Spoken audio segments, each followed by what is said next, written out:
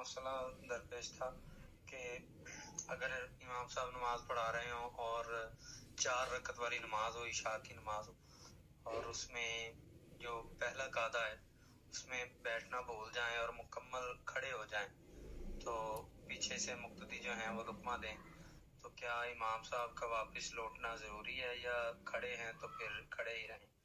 تو حضور مسئلہ کیا درست ہے، ارشاد فرما دیں۔ السلام علیکم ورحمۃ اللہ وبرکاتہ۔ قاعدہ اولا یعنی 4 رکعت نماز میں قاعدہ اولا واجب ہے۔ اگر واجب چھوٹ جائے، امام صاحب سیدھے کھڑے ہو گئے ہیں تو اب وہ واپس نہ لوٹیں، کیونکہ قیام فرض ہے، فرض میں وہ منتقل ہو چکے ہیں، واجب انہوں نے چھوڑ دیا ہے۔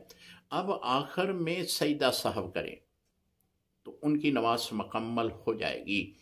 اگر وہ سیدھے کھڑے ہو گئے ہیں تو کسی نے لقمہ دیا، وہ واپس اتحیات کی طرف لوٹ آئے، تو ایسے میں ان کی نماز جو ہے وہ جاتی رہے گی، اس لیے کہ وہ فرض سے واپس واجب کی طرف لوٹے ہیں، اور فرض سے جب واجب کی طرف لوٹتے ہیں تو نماز جو ہے وہ جاتی رہتی ہے، نماز کو دوبارہ پڑھیں گے۔